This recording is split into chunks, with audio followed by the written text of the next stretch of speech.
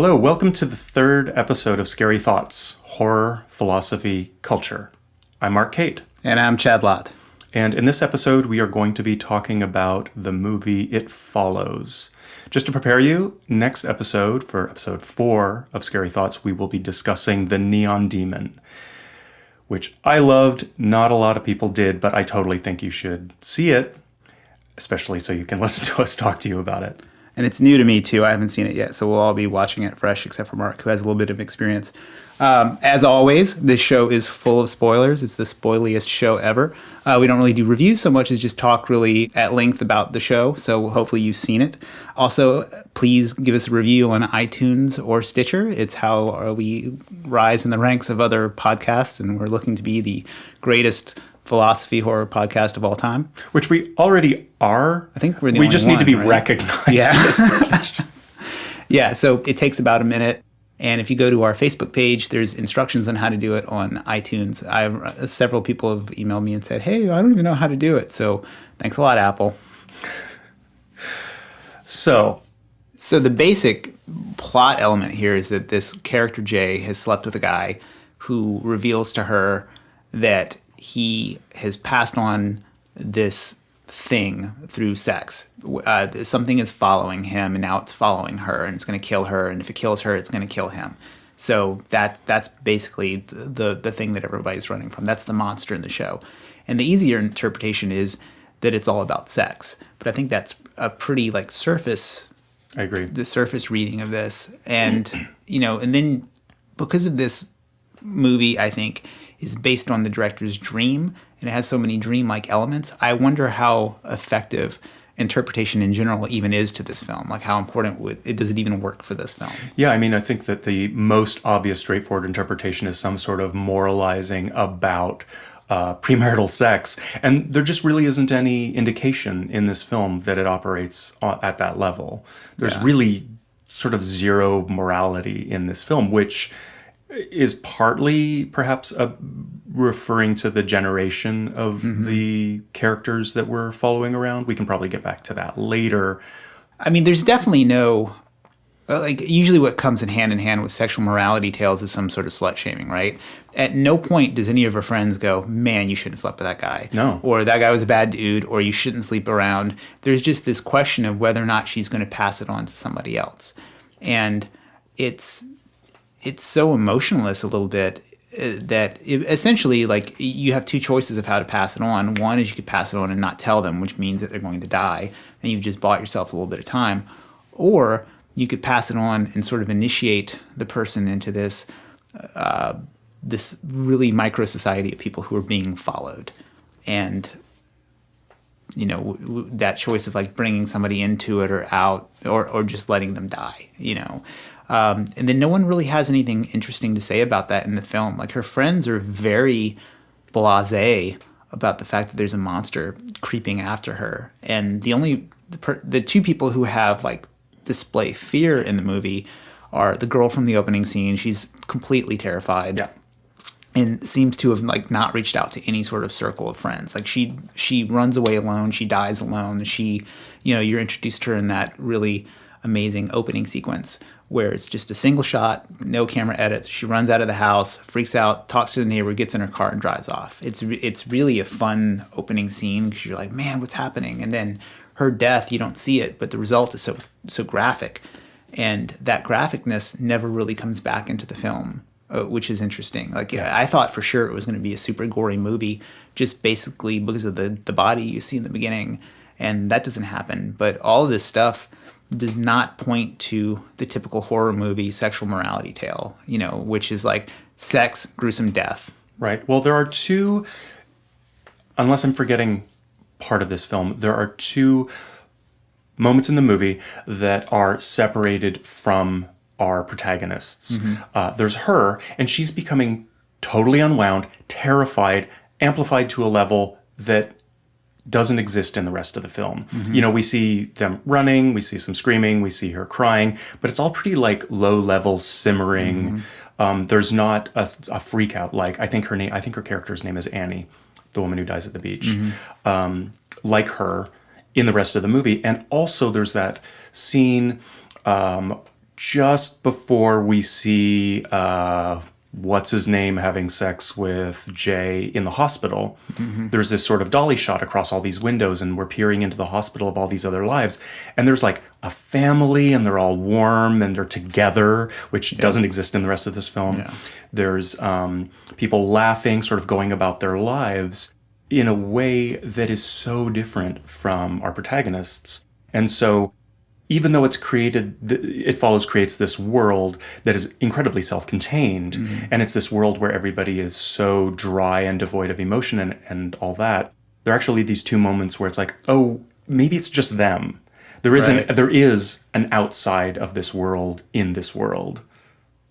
Yeah. Well, I mean, the teenage universe of the film, like all that stuff is always out of focus. Like there's a scene where two adults are talking, but neither adult is in full frame. They're out of focus. They're drinking. So you know, usually when characters are drinking or doing drugs in a movie, it's sort of like a nod to that they're not a reliable narrator, which is interesting when you think about that, you know, the millennial characters of the film are living in past culture. They're living in like this kind of like 90s, like I guess you could read it as nostalgic, but it's also sort of this worn down, worn out world that's kind of reached the end of its usefulness in a lot of ways. And, you know, the adults that are there have no answers. You know, they're not even connected to the threat. They're not even told about the threat. You would think that you would tell somebody who was an adult or somebody that what was happening and to find some sort of solution to it. But the kids, the characters, they really don't look for any real solutions. And their solution of like trying to kill the monster by like electrocuting it in a swimming pool is absurd. I mean, how's that even going to work? You know, so you're like, are they just unprepared for this sort of threat? You know, maybe that's a interpretation of the film. Like, what does it mean to be completely unprepared for a threat? Yeah, I think that this is a really smart film and has a lot of really compelling elements and a lot to uncover. When I first saw It Follows, I have to confess, like, I just saw it as... I thought it was really scary. A lot scarier than anything I'd seen in a long time, much to its credit. But after seeing it, I was like, well, that was just a really good, scary movie. Right. And then I saw it again, because I thought it was really fun. And picked up on all these extra layers of, you know, when it... For just random example, it takes the form of other characters in the movie or her dad or, you know, like I did not pick up on any of that on the first watch because I was so consumed by it being scary and the soundtrack and the momentum of the film. But the more I watched this film and picking up on these little cues and clues throughout on what is actually happening, this film doesn't resolve. There are more questions than answers. But upon rewatching it, there are little cues about certain elements of the film. But at the same time, there's also a lot of kind of sloppiness and messiness that becomes more apparent on rewatching. Like the family photos on the wall, I think are just terrible. It's just not funny, or it's a distraction that they're all like smeary and weird and kind of like janky 2010s horror movie, spooky. The e-reader, I don't know how much time we want to give to that nonsense, but I think that for me was like the worst part. The clamshell e-reader. You know, maybe it looking like a birth control pill case, maybe there was some sort of idea and reference there, but if there is, it's flat. Yeah. And it was just too outside of I liked that it was temporally very smeared, this film, but I thought that as a sort of break from its own logic was not a smart one. It was just too lampshaded. Yeah. Well, one of the real popular criticisms that people pass around about this movie is the one that Quentin Tarantino made. So he made, in some interview, people were asking him about movies that he saw recently and what he thought. And one of the ones that came up was It Follows. And he had a lot of good things to say about the cinematography, the soundtrack, and all that stuff. His big gripe with the movie was that the monster doesn't follow its mythology. Like it doesn't follow the rules that the character sets forth, where he's like, it will walk forward towards you. That's all it does, but it's consistent and it won't stop. It can appear as people that you know, whatever it takes to get close to you. But that it's not what happens at all. Like there's only one incident where it appears as a character that the person knows, but it's always off. Like it's when the monster breaks in to kill her neighbor friend that sleeps with her. It's his mom, but her robe is open, so it's weird. There's always like this uncanny weirdness. Like it doesn't seem, and you're not going to stop for your dead father or your missing father that's throwing things at you. Like it never uses the mechanism of appearing like people for in any its other favor. in its favor. It's always true. seems to disturb. Like it's always to make it weirder. So Tarantino, he thinks that the movie would have been better if it followed its own rules, and that's one of his things. Like he has, I guess, books and books of things written, backstory that always inform what's happening. For instance, the Hattori Hanzo swords in Kill Bill. One of the rules is if they're taken out of their scabbard, they have to draw blood before they go back into their scabbard, or something happens. I think like maybe the sword breaks or something like that. So if you'll notice in the film, anytime one of the swords comes out, pretty much somebody like gets cut or dies, or blood has to go on the blade, right? So that's always informing his writing.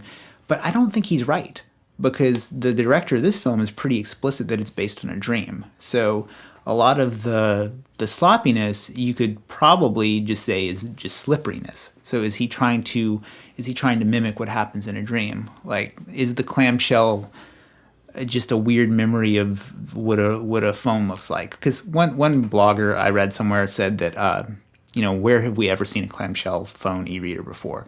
Slash dual flashlight.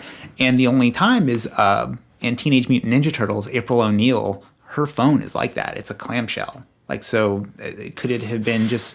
And when you're watching the movie, what's on the screen a lot of times on the televisions are cartoons. Mm-hmm. So is this simply like something that has been picked out of a cartoon and imported into a dream, and it's weird because of that? Or is it just stupid?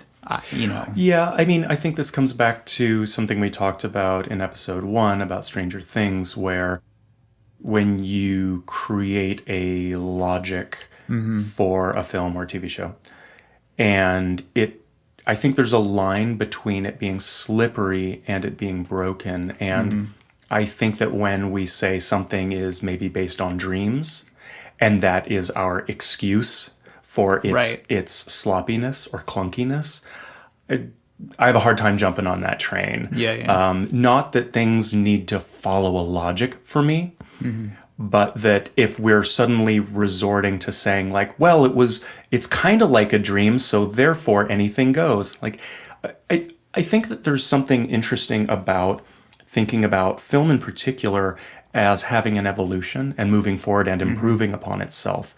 Like, let's say a movie came out this year where the characters all talk like this, see? And it was very, old Hollywood.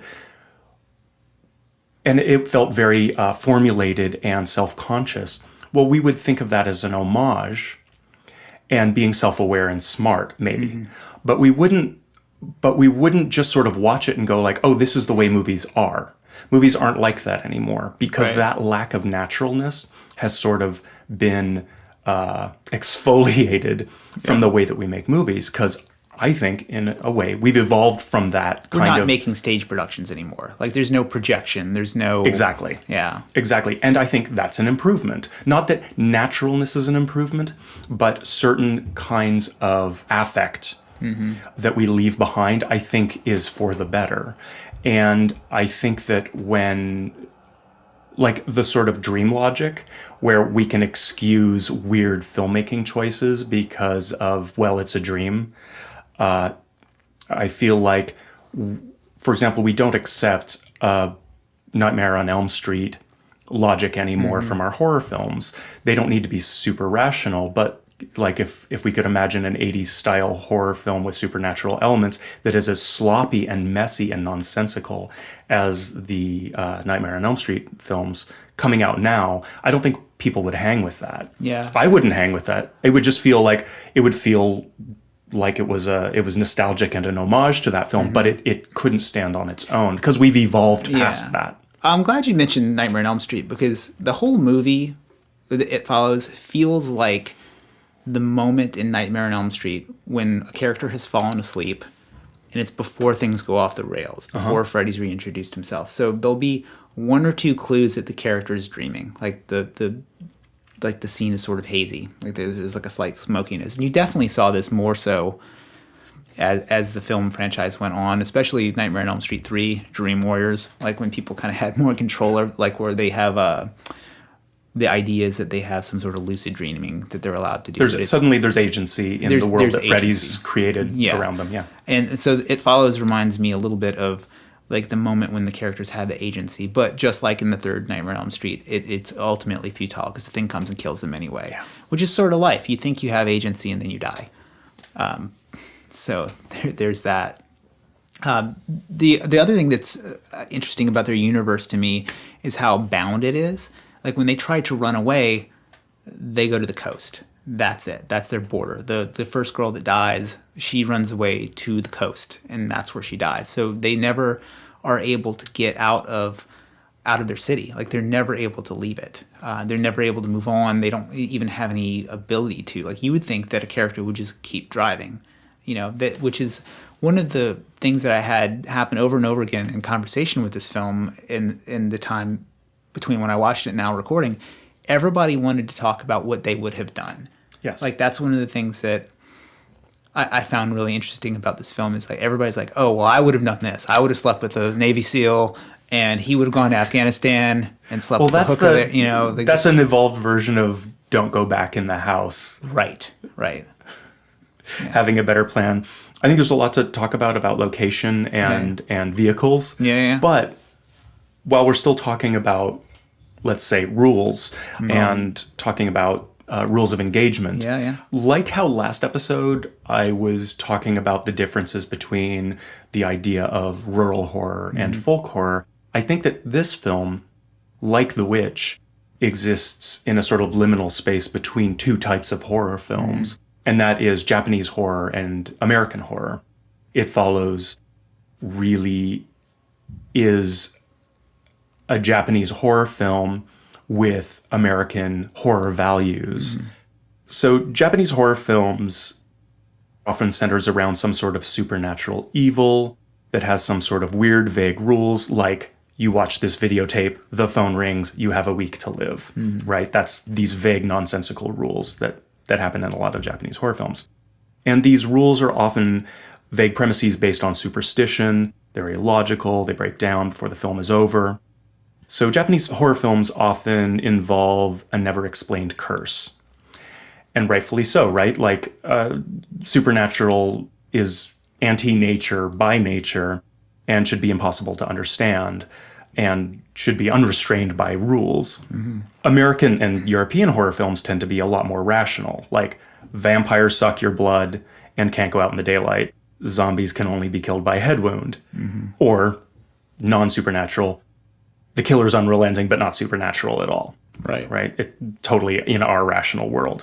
In It Follows, the mode of the Japanese horror film that is based on this barely explained curse is in the mode of the American horror film. It doesn't really defy the rules that it sets up. Japanese horror films, there are rules and they totally defy them. But American horror films, they usually follow the rules pretty aggressively.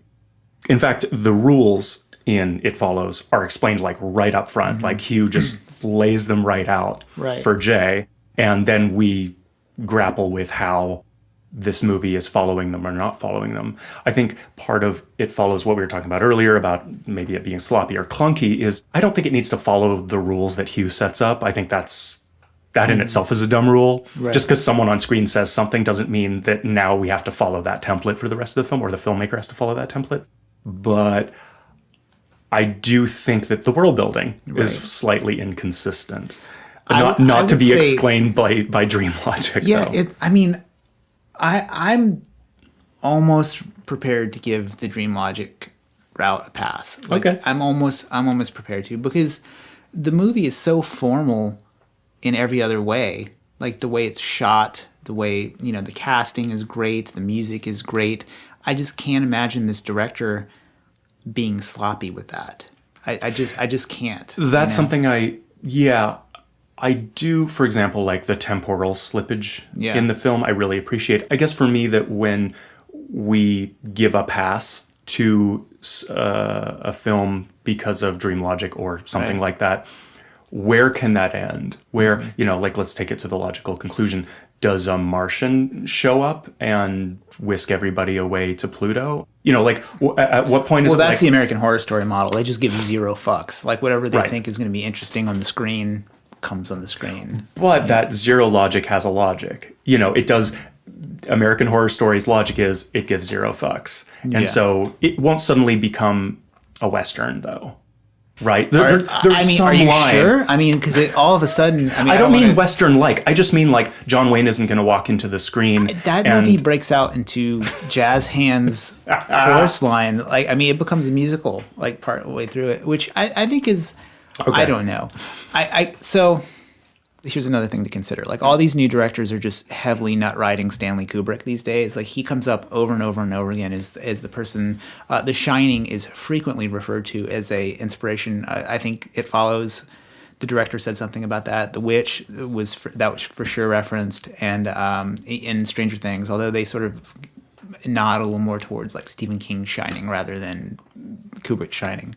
So there are inconsistencies in The Shining that are interesting, like the room to nowhere, or the office that's in the middle of the hotel that it looks out. And so there's that whole movie, Room 237, which bends over backwards to explain these inconsistencies, like the disappearing chair.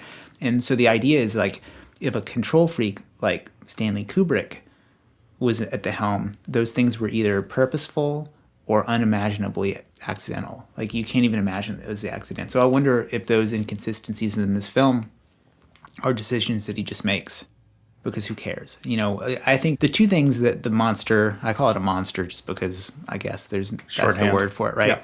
It does that are really inconsistent is one moment is just standing on the roof of a house. Yeah. Like, why would it have gone up there? If it's the whole thing is to walk towards you and eventually break you in half, how did it get there? Does it teleport now? I mean, did it climb up there? That's kind of weird. And in the swimming pool scene, when her friend shoots it in the head for the second time while it's underwater, it just appears to just bleed out underwater for a short time, and you don't see it for a while. Inconsistent again. To what purpose? I can read that as being there was a curveball thrown. That's a bad metaphor. We had not seen what happens when it gets shot in the head. So... But don't you, though, on the coast? I thought he got shot in the arm in the coast. I feel like it might have been in the head. Really? Yeah. But the okay, well. Yeah. Write to us at scarythoughts.org. Yeah, what do you think? Are you a arm? Like, where do you fall in this conspiracy? But because it happens so fast, and True. You can't really... But the standing on the roof is another sort of e-reader moment where, like, I guess it can do whatever the hell it wants, but it's suddenly being incredibly inefficient. I feel like even though I don't need this monster to follow some sort of rules that I can follow, it is actually scarier if it just, like, one purpose. Right? It just comes at you at one speed, and it can look like anything. Which is the Terminator 2, right? Like, that's the We're, like, in your zone now. Yeah, totally. So, like, I definitely did write a thesis paper in college about the Terminator film franchise, but I'm going to leave that flat here. But the idea that something is persistent, relentless, and unexpected. Again, just like life, like just like death. Like, it's coming. What's it going to look like? Right. So, which maybe can lead to a conversation about millennials. I feel like there's been a lot of attention about how this film is about being a millennial. And I think, like how we were talking about what the word hipster means last episode, and how it's a really unsatisfactory generic term that loses its meaning quickly when you start to analyze or apply it to anything real. I think that talking about millennials is really, really pointless after a certain degree. But I do think that there is a way that it can be useful to think about this film about a certain generation and how we view them as stuck and inheriting the baggage of previous generations that in this film we don't see. And that's partly why they're just so emotionally washed out, and this horror that's coming at them that they can do nothing about and that they cannot vanquish, I think is connected to that sort of being in the world.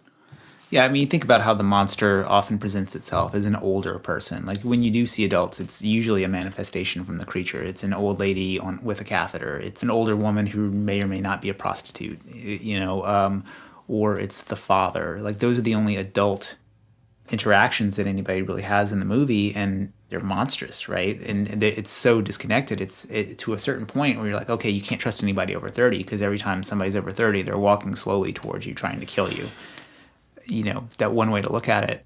The thing about, I think I always bristle about millennial hatred, or like people like even like saying millennial, is it's really, you have your ideas about what it's like to be young now, and you're old now, and you don't really have an idea what it's like to be young now. In the same way that no one had an idea what it was like to be you and young in the 90s, or I mean, because we're both in our, the age that we are, whatever, Keep it vague. Yeah, we'll keep it vague. But like that idea that what does an older person have to say to a younger generation? Like really, ultimately, it's just like the characters in this show. They're living amongst the wreckage of previous decades, like old TV shows, old cars, old clothes, an old stupid pool that she floats around in. And then to a certain point, as the film goes on, they get to older houses. Like they leave from the suburbs that have a feel of decay. There's like a feel of staleness to the suburbs that they're in. And then they pass the 8 Mile line and enter actual decay. Yeah. Yeah. It's like everything in this movie, except for the e-reader and the mobile phone. Mm-hmm. And the e-reader, I will give it this. Everything else is inherited and fading or crumbling, because it runs from ruin porn at one extreme to these like once middle-class suburban houses, now lower middle class. There's nothing nice in this film except for the one car and maybe the idea of an e-reader or a mobile phone, which we connect with millennials and their identities. Everything else is pretty much like, quote, generic, washed out, uninteresting, blah, banal, like as ineffectual as they are disaffected as emotionless characters. Yeah. It maybe, I think a lot of we're obviously attracting horror fans, but if you liked this movie, I would really recommend watching The Myth of the American Sleepover, which is the director's previous movie, because it basically takes place in the same setting. It's suburban Detroit, coming of age. It's basically high school kids on the last weekend before summer. And there are scenes where they are disappearing into the ruins of Detroit, and it has, it definitely has a little bit of like a Lost Boys kind of feel to it. I mean, like the movie Lost Boys, like the vampires in Lost Boys, they're sort of out of time. Like they have this like weird gypsy punk aesthetic that never really existed. And when you go into their lair, there's a giant Jim Morrison tapestry, and there's all this hotel paraphernalia laying around, and there's this special dreaminess to the ruins of the past, and it doesn't seem to make anybody want to advance forward in any sort of way. Like there's just enough. It's comfortable enough. Like there's a comfort in the decay, which is a little bit like what nostalgia is to me in general. Like even the nostalgia that this film relies on is that there's a comfort in that decaying thing, and there's a discomfort in advancing or making something new or fresh or interesting. Like these characters don't do anything really except for try to run from this horrible situation that they've had like thrust on them. No, exactly. I think that in a way that this film's set and setting feels, I think, to someone like you and I, and so many articles I read, there's a genericness to it, but I think the genericness is really in quotes, because I think that this movie is very much about whiteness and about class. I think there's something interesting about the way it's so self-contained, and I think that contributes to the way it feels like a parable or a metaphor for things, because it just creates this self-contained little universe, which is really satisfying. But the reduced number of elements, I mean, one aspect that is unmistakable is that despite the class setting, the sort of like lower middle class state of these characters, is that they have no responsibilities. They have seemingly no social tensions. Like their boredom is almost, pardon the P word, but it's hard for me to not read their boredom as not an extension of their sort of like cultural privilege. And then the tension that exists in this film is, how do I put this? A lot of this film is about this 8 Mile line that we brought up earlier in Detroit, Right. which is, although it's a line that divides, a sort of like suburban middle classness from lower class, it's also an incredible racial divide that Yeah. is not explored in this film. It doesn't have to, but I feel like it's incredibly present because it is discussed and referred to a little clumsily. Yeah. But talking about like the very beginning, like thinking about driving around with my friends up north. Up north is away from the black people. When they go try to find where Hugh's lair was, they're probably south of 8 Mile. And then the swimming pool is south of 8 Mile, where they're going to like break in. Yeah. And I think it's hard not to think about like, well, who are these people that they have no jobs, no responsibilities? She went to class, but that's sort of, Yeah, she she's went to kind of, school, she's but- in college, like, for sure. Right, but these characters, we can think of them as like disengaged and disaffected, but at the same time, like, do they have a care in the world? I mean, it's a bummer that their father died when they were young and their mother's an alcoholic, but there just aren't social tensions in this film. Yeah.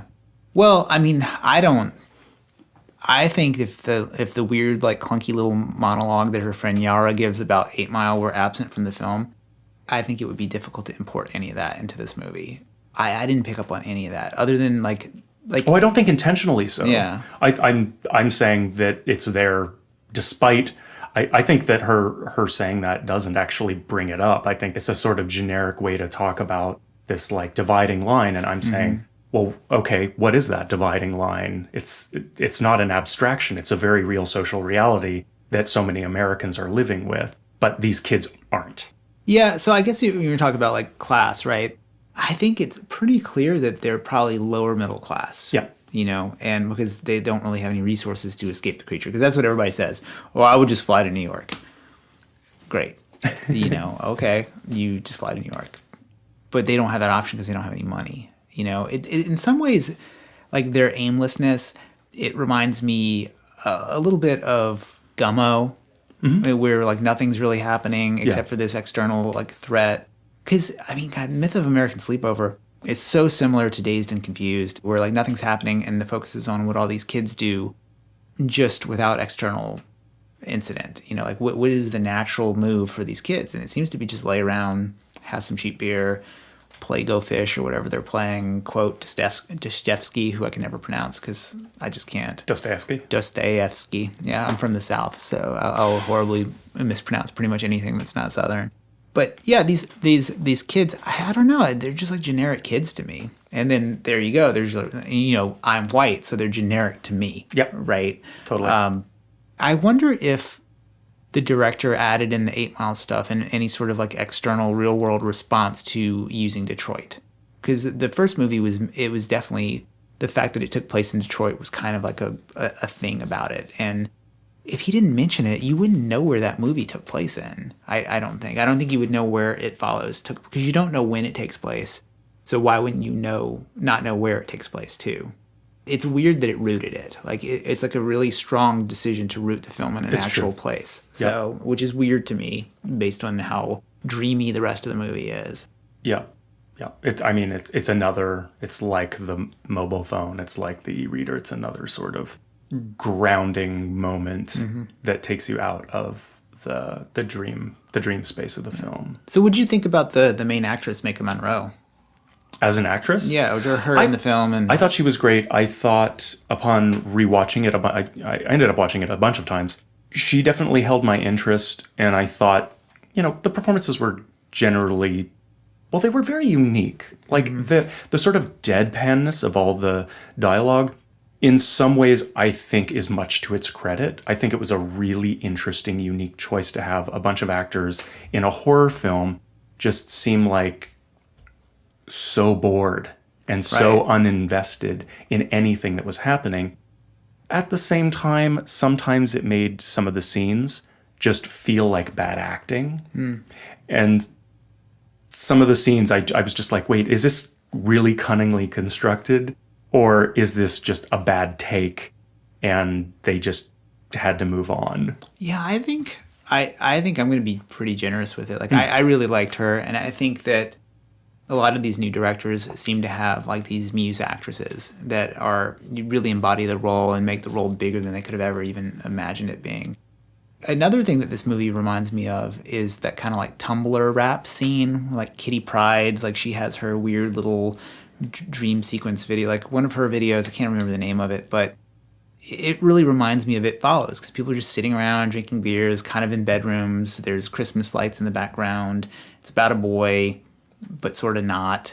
And there's this pace and this tone that I think might just be really current, and I'm just not picking it up because of my generation.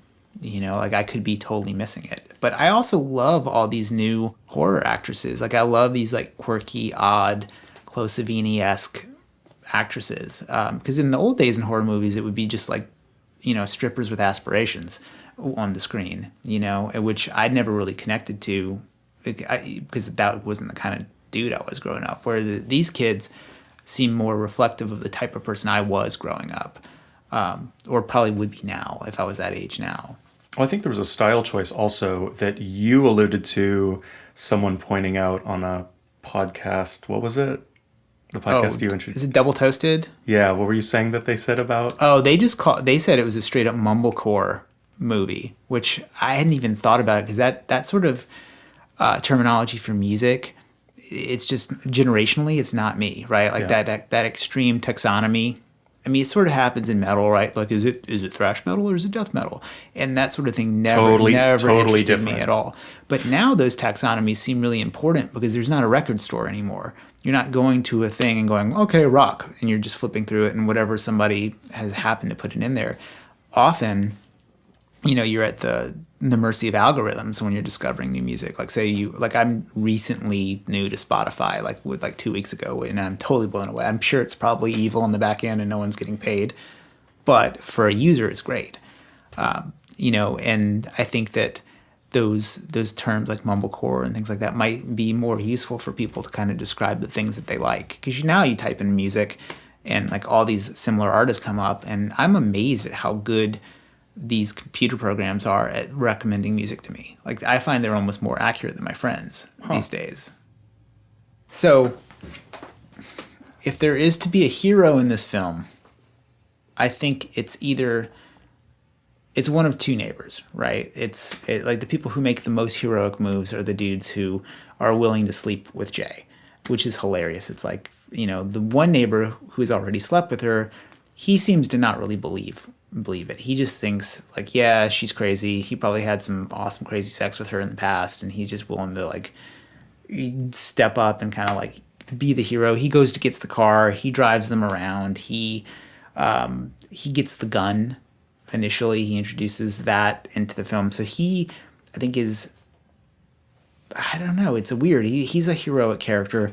But then there's her friend Jay, who is her friend, who that was his first kiss. And he's like, Paul. Yeah, Paul. Like, Paul is like deep in the friend zone and is never going to come out, except for the potential of this like supernatural event that has released him from the friend zone. So he's theoretically happy for a time until the thing comes after him.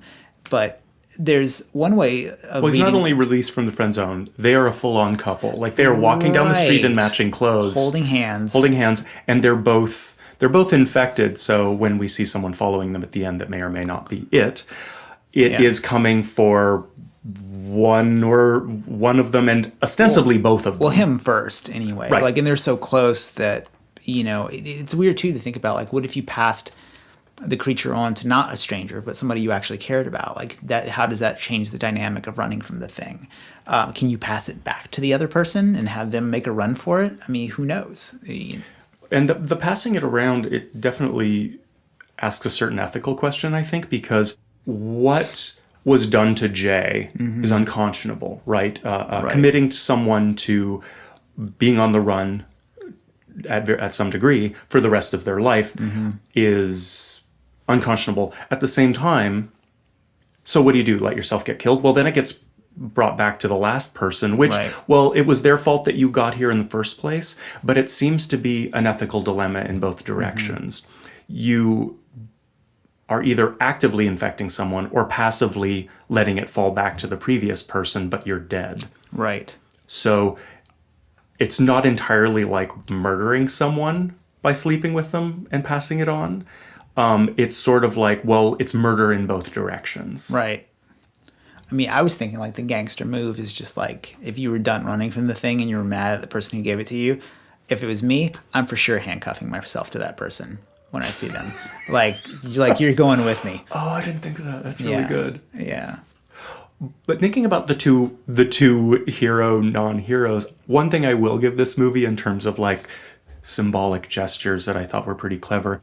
I did think that it was pretty interesting that Greg has sex with her, and then is killed by his half-naked mother, who then fucks him to death. Right. And then Paul vanquishes to some degree it in the embodiment of her father, while the father's like hurling domesticated objects at her. Yeah. I would never sort of lay any sort of like Oedipal narrative on that by any means, but I think there was a really interesting way of playing with the idea of parents. The role that parents have in this film is kind of interesting and brings a really interesting layer to the film, but those two facts sort of like add up to something really compelling about how terrifying parents are in this world, or how terrified maybe these characters are of their own family baggage or something. Yeah, it seems like the characters are also really into like kind of retreating into an even younger time. Like, Hugh, when they're standing in line at the movie theater and they're playing that game, like who's a person you would want to trade places with? Which is interesting because when you pass on the demon, you're like trading places. That curse is trading places. So they're having this conversation about like who they would want to become. And the character Hugh, he's like, that little kid over there, that's what I want to be. Yeah. Like before anything kicks off, before there's any sort of damage or anything like that happening. And it's just really oddly regressive. Like, it's like, man, you suck. Like, why would you want to be a little kid? Really? You want to go watch some cartoons, too? Have some breakfast cereal? I mean, get a fucking blanket for yourself? Well, another way in which that happens in the film is that the first thing Jay does when she flees is gets on a little girl's bicycle and goes to the playground and gets on a swing. Yeah. Right. And I just find that sort of, regressive adult childhood, adult coloring book, safe space thing, it's not the answer to modern threats, and I think that's a little bit going on in this movie is like, what do they know how to do? They retreat to childhood. They don't really have any great solutions. I mean, the guys from Double Toasted podcast, he had a really funny expression. He said, I'm going to go all Home Alone on this ghost's ass, which is what you would do. You would cover it in paint and be like, look at this motherfucker. It's chasing after me. Look, there it is. And you're like, oh my God, that's creepy. And then you would hopefully find some allies. You would be solution oriented, or like at least figure out how fast is it walking? Let's go find it and lay out like 100-meter yard in front of it and just time it and be like, okay, I have a baseline of how far it can go. Just any of these things that an action oriented, solution oriented person would do, totally absent here. I mean, so basically Macaulay Culkin's character is more effective at dealing with threats than any of these characters. I mean, speaking of which, and in the vein of methods of vanquishment, what did you think of the gun usage in this film? Well, it's one of my favorite, that Smith & Wesson is one of my favorite revolvers of all time, so I was really happy to see it on the screen. But used so effectively. Yeah, I mean... I'm kidding. Well, good luck hitting something invisible, or... I did like that the friend got shot, because that seems like kind of something that would happen if you were just aimlessly like shooting at something. Well, both times that he fires it, he's firing it actually at one of his friends primarily. Right. Like above, at the beach, she's like, what's her name, is like ducking the bullets. Yeah. And then at the pool above water and below water, he's always shooting just inches from one of his friends while he's trying to clip it. Yeah, I mean... I don't know. I mean, I don't think it's not saying anything pro or negative. Oh, I didn't mean that. I just meant, what did you... No. Oh, I just meant, what did you think? Oh, you mean about the marksmanship? Would I rate their marksmanship? Not very well. He's just like waving the gun around, shooting at his friends, and wins. Yeah. And gets the girl. Yeah. He just firing poorly until he kills the thing, and then he gets laid and he gets the girl at the end. It's so weird. It's so random. Well, or it's also not either. Like he becomes an action hero. basically, one of the other things I really liked about this movie is how it adopts a lot of the imagery of this, or at least the cinematography of slasher movies. Like whenever you see the monster, it's standing as still as Jason does. But Jason is a menacing character that just walks towards you relentlessly. And same thing with Michael Myers. And I think the Halloween parallels and early zombies, earlier. pre-Return of the Living Dead zombies. Yeah, they just keep coming. Yeah. Well, are you a fast zombie or slow zombie kind of guy? I don't give a shit. Yeah, you don't care. Yeah.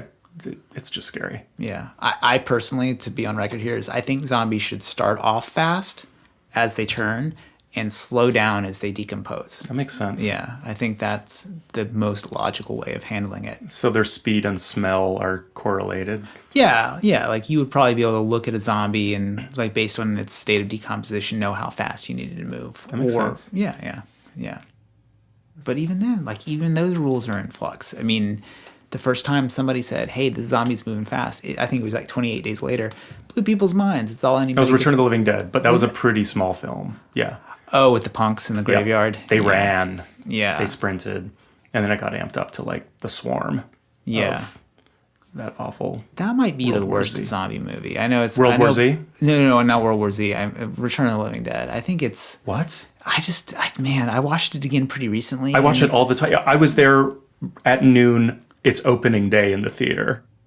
Enough about Return of the Living Dead. Let's get back to... Yeah. Okay. What about the soundtrack?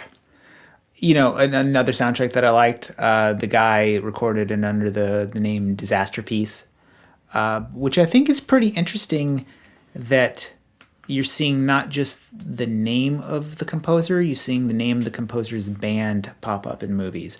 Like, for instance, Clint Mansell, right? He pops up as a score composer under his own name, but I think he has his own band, right? So this dude records as Disaster Piece.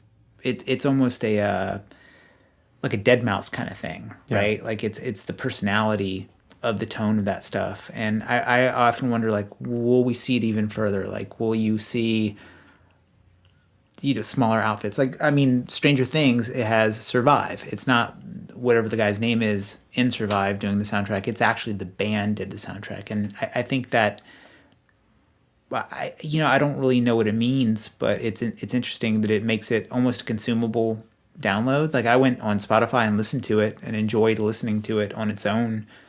I don't know that that's unique, but It's fairly unique. I mean, there are examples like Daft Punk doing Irreversible or Junkie XL doing, was it Fury Road? Oh, God.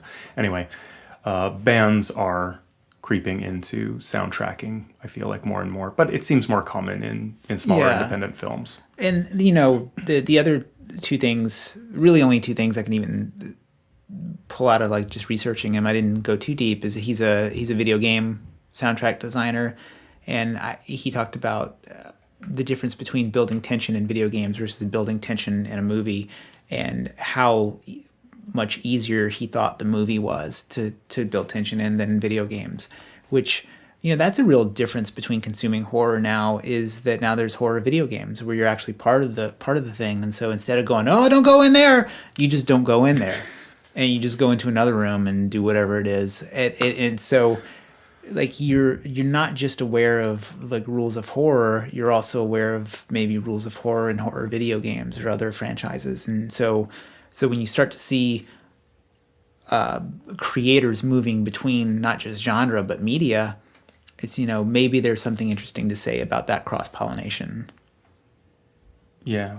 I do feel that the soundtrack usage in this film was super, super effective. It really did add to, aside from the main theme, actually being catchy and a good piece, like a memorable piece of film music, which is, I think, an increasingly rare phenomenon in film, having soundtrack music that is actually memorable. Right. In addition to that, I think that it's how scary it genuinely was has so much to do with the effectiveness of the music. Even though the stingers, I mean, they're just stingers. Stingers are generally pretty much, at this point, a high-pitched, piercing, violin-ish sound.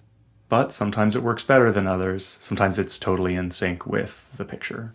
Yeah, I think that the soundtrack really drives the scary moments in this film. It really signals when weird things are about to happen. And I love that weird like sawtooth wave, like "Wah," like whenever something's happening, it just has this like it triggers some sort of like Rain Man alarm thing in me, and I'm like, oh, I'm supposed to be Absolutely. freaked out right now. And I feel like this film has two modes. It was either blasé, sort of virgin suicides, washed out, yeah. calm, disengaged, and dread. And the soundtrack definitely followed those two. Yeah. You bring up Virgin Suicides, and Air did the soundtrack to that, and Oh, right. You think about like the whole time that soundtrack is going on. Like when I hear that soundtrack, I can think about scenes from the movie, but I can't even imagine what the soundtrack is like when nothing scary is happening in this movie, or if there is even music happening. Right now, I'm at a loss of what it looks like when they're sitting around in her room talking about whether or not they're going to sleep together. Like, what is that? I can't even remember the music.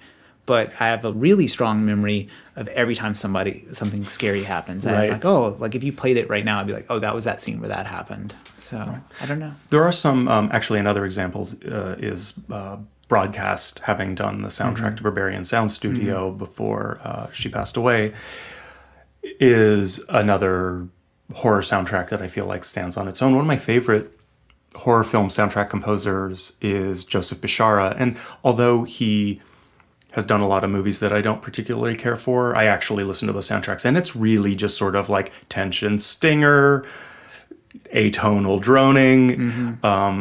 There's a certain genericness to it, but at the same time, it's done incredibly effectively.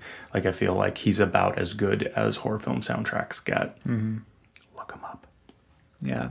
And I think for somebody who's a non-musician, just even the idea of scoring a movie seems so mysterious to me. Like, do you get like like when you sit down to score it, are you already working on music before it's even shot, or or do you just like play the music or the movie without sound and just noodle around until you find some stuff? It can happen anyway, and especially at lower budget films, because they're not part of this machinery that has all those kinds of questions already mapped out. There's actually a really good video done by the YouTube channel Every Frame a Painting, where he talks about why Marvel film music is so generic and so unremarkable despite the success.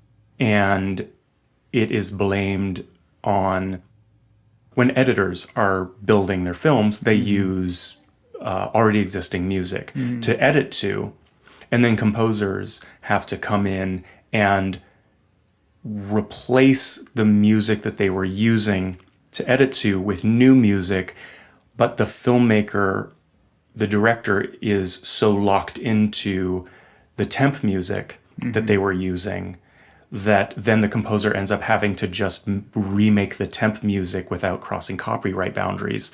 So everybody's just sort of like recycling the same three ideas for any different kind of emotional tone, to where everybody's just making the same music over and over because they're just using each other's music to temporarily replace. It's like an idea just keeps getting passed back and forth, and it keeps getting watered down every time. Oh, interesting. I love that YouTube channel, Every Frame a Picture. It's great. I think they do a really good job of just thinking about a lot of the craft of film too, which is pretty interesting. Okay, so the film ends kind of ambiguously, which I think for a self-contained film is really interesting, but it's a classic horror trope. Like it's ambiguous so that in the next movie, like it just sets up for a sequel. A lot of these small horror movies don't seem to be generating that many sequels. I mean, like you're not going to see The Witch 2, but conversely, we are going to see Stranger Things Season 2. There was The Conjuring 2. And it's interesting that these crews are trying to capture lightning in the bottle twice. And I wonder if any of them are going to be successful. I mean, how did they even kick off? Like, is it like Phantasm 1 and 2, where it's like literally the movie starts the moment that the last film ended? I mean, that's kind of interesting. Like, so would an interesting way for this film to continue be they turn around and the guy's following them, and then it opens like that, or does some time pass, or they've broken up, or they go have a three-way with someone they hate, or yeah, or I was laughing at somebody the other day. I was like, what if you just went and fucked the dolphin and it swam away?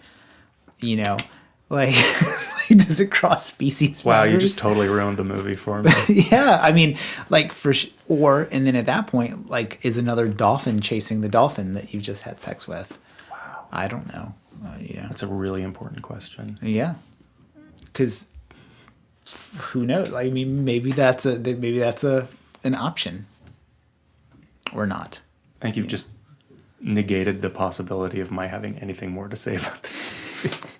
Well, interspecies paranormal activity that's driven by sexual activity often does have that effect. Often. Should we end it there? Yeah, I mean, that's really all I have to say about It Follows. I enjoyed the movie. I look forward to seeing more of these types of movies. I think we're going to see a point where we're just like, oh my God, another American Apparel actress with a John Carpenter soundtrack. Fuck this. But until that moment, I'm happy to see this stuff happen because I like it. I really like it. I agree. All I know is that, like, I thought it was super scary, and then I watched it more and I got more out of it. And that's kind of all I ask of a horror movie, is that it be somehow scary, not too cheesy, have things that open up upon repeat watchings. Yeah. Or in the very least, have a fun conversation about at another time, with people. Like, people have been really interested in having conversations about horror movies. And since we've been doing this podcast, people I know I've been doing it, and I'm surprised at how many people really want to talk about horror movies. It's true. I mean, it's really surprised me that people want to have these conversations about what they would have done, or what they liked about it, or what it reminds them of, and then how almost mainstream horror is for some people. Like the lady that was cleaning my teeth the other day, we were talking about like Stranger Things, and she's not like a genre fan. She's not like some weirdo that obsesses over dark music and makes odd fashion choices. She's just like a normal person and has like this really deep understanding of the genre. And it makes me wonder if this was kind of like what like Shakespearean drama was in the 1600s. Like everybody kind of saw it. It was populist. People were into it, and you knew the beats and you knew the moves. And in some cases, the same actors moved back and forth between similar or different roles depending on who was around. Maybe horror is the definitive genre of our time because it's so populist. Well, in that light, perhaps I can give Stranger Things a little more credit than I might have given it previously, because it can serve not as a gateway. I don't care if people watch horror films. It doesn't matter. But as an education on what is possible within horror films and what the history is and what the legacy is. And I think that's a positive thing, is when work can open up other work for people. That when art can serve as a gateway to its own field. Yeah, especially when there's a chain of influence. I think about, one of my favorite bands of all time is the Misfits. Mm-hmm. And I wasn't introduced to the Misfits by friends. I was introduced to the Misfits by Metallica's Garage Days album. Same thing with the Sex Pistols. None of my friends were punk rockers. None of them knew anything. But I really liked Anarchy in the USA on this Megadeth album. It was a cover, and you open up the liner notes, and there's an entire world of new, more obscure, interesting things to obsess about and to a certain degree differentiate yourself with. Yeah, it's cool to see all this stuff, to have such access to it and have so much of it made. I mean, I think a lot of people, I hear people of my generation, kind of like a Gen X generation, sort of like hate on the accessibility of all this stuff. Like that was somehow special. Because I remember there was a time when you wanted to see an obscure horror movie, you would probably have to go to either a midnight showing someplace if you had a cool movie theater around, or go sit in a hotel room at a sci-fi convention or something like that and just look at somebody's weird movies that they were. And that was always super weird because you're in a dark room with a bunch of strangers, mostly perverts, watching these obscure movies. And that's, anybody can watch this stuff now. And I think it's making it better, that there's so much of it. And that's probably the opposite to how I would have thought when I was 18. I would have hated that this stuff was so accessible because it was so much part of my identity. And now, I think everybody should be into it. All right. With that, let's fade to black and roll the credits. All right. Don't forget, rate us on iTunes and Stitcher. If you haven't already while you were listening to this episode. If you have a friend with a phone, grab their phone and rate. You probably want to say a lot about this episode. Just get your friend's phone and have them rate it for you. And join us next episode when we're going to be talking about The Neon Demon. Come prepared. Watch it. It's great. I'm Marc Kate. And I'm Chad Lott. Thanks for listening.